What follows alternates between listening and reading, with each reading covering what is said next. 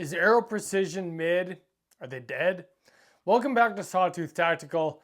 And I want to kind of answer that question in this video because a lot of people have been wondering what the hell is going on with Aero Precision. And before anybody thinks that I am here just to talk shit about Aero Precision, I'm not. And in fact, Aero Precision holds a certain place in my heart. The last place that I lived before I moved to Idaho over a decade ago was Tacoma, Washington, which is where Aero Precision was based out of before they moved to Lakewood, Washington, basically right down the street. The other thing is my first two AR builds were on Aero Precision receivers with Aero Precision rails.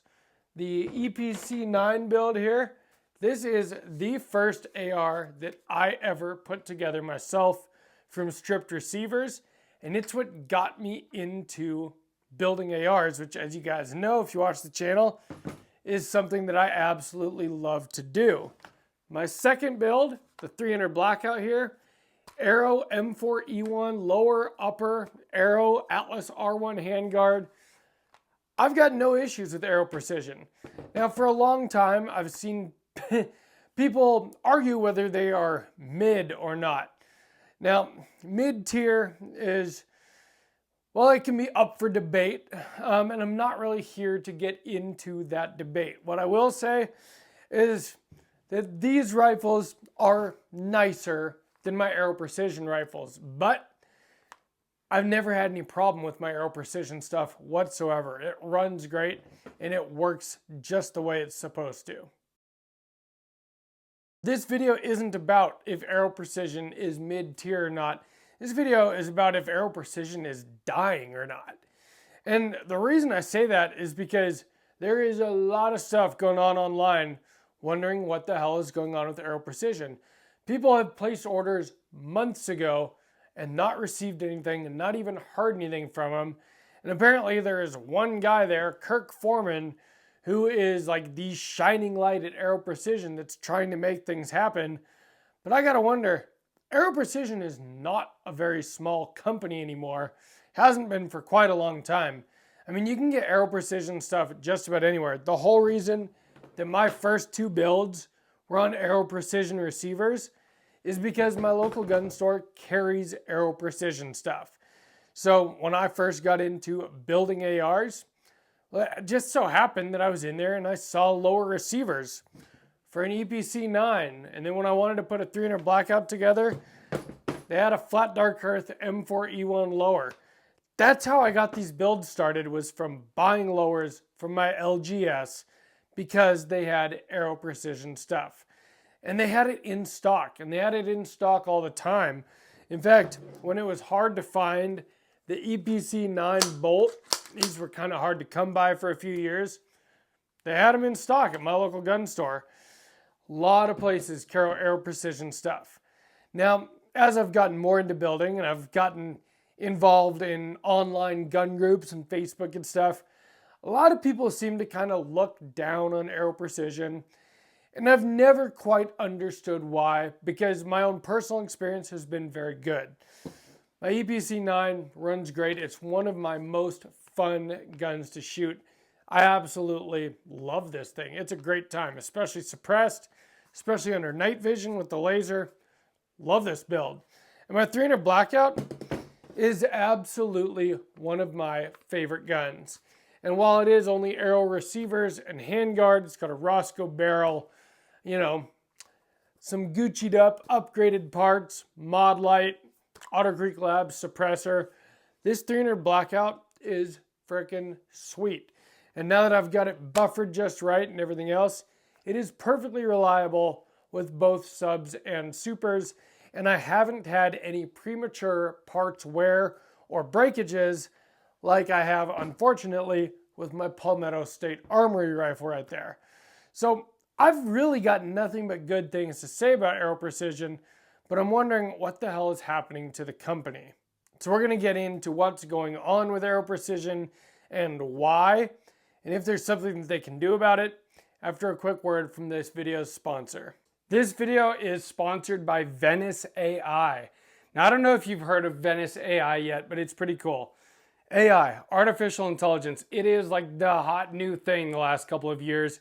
Everybody's heard of ChatGPT, DeepSeek. Well, DeepSeek's software is open source. So Venice AI basically used that, but what they did is they made it private and permissionless. See, the thing is DeepSeek, yeah, you can use its incredible features to do all of the things that AI can do for you, but all of your information gets stored on Chinese servers and of course can also be censored by the Chinese.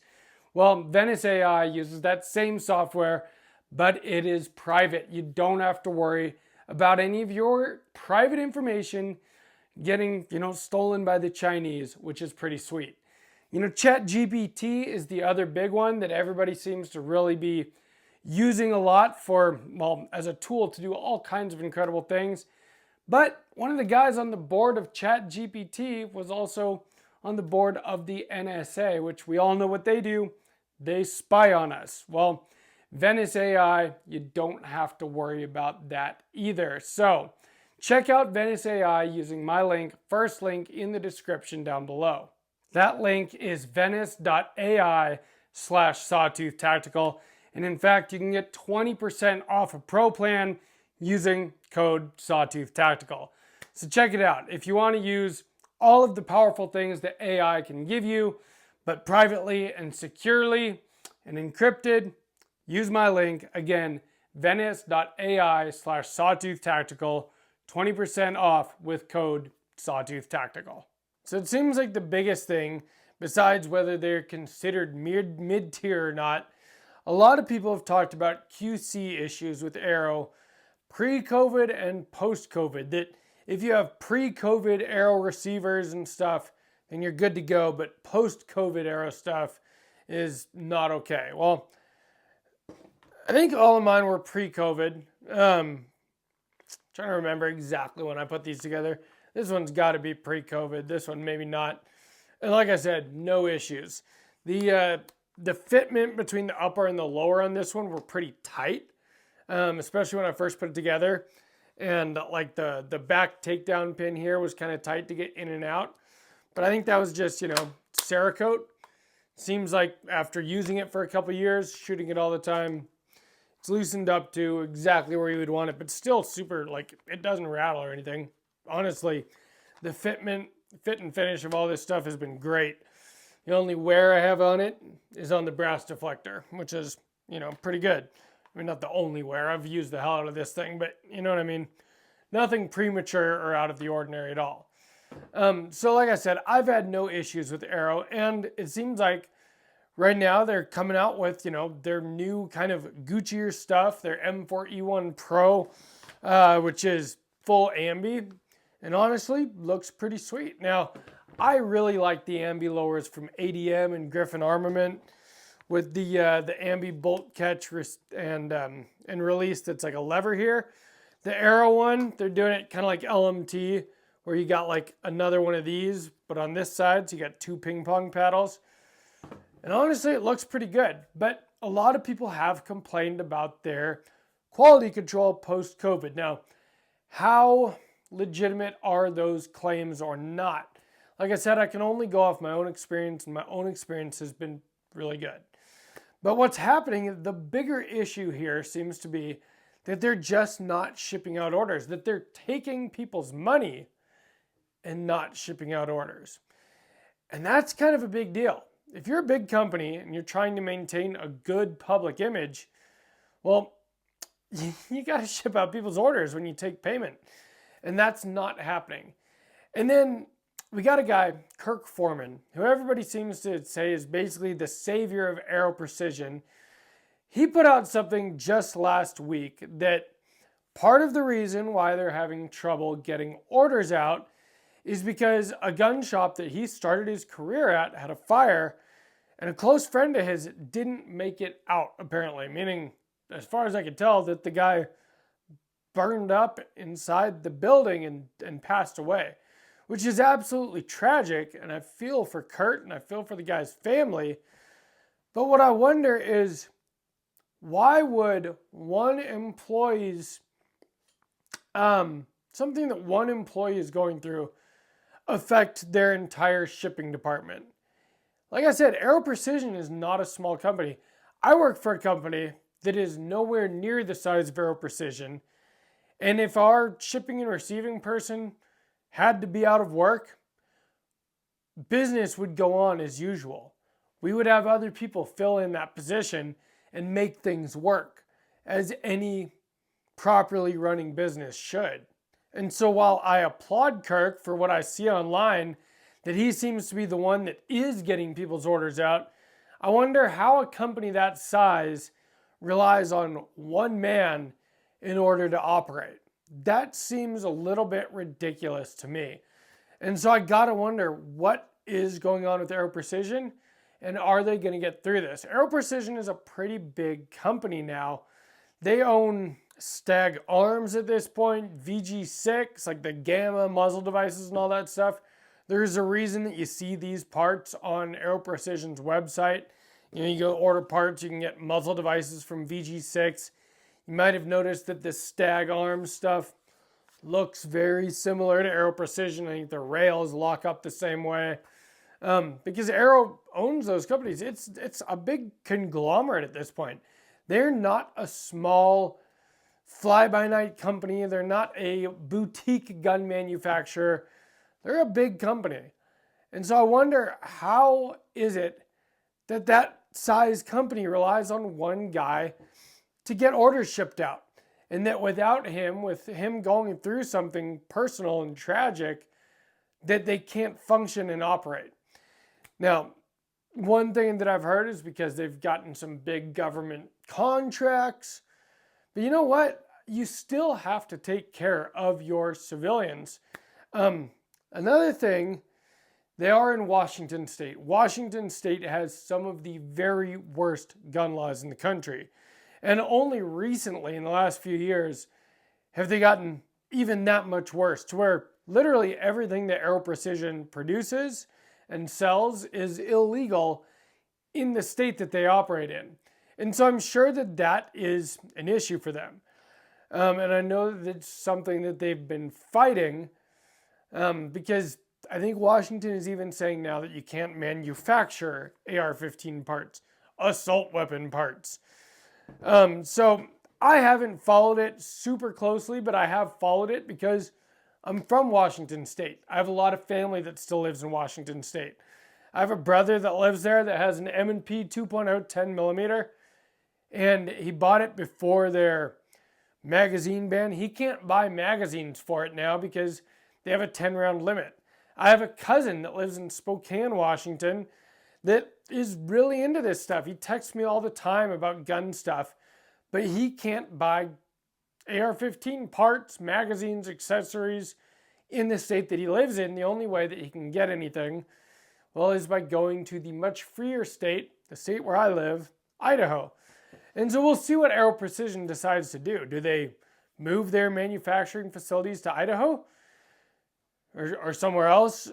Are they going to survive this? Because if you lose the public's trust, if you take people's money and you don't ship out their orders, pretty soon people are going to not want to do business with you.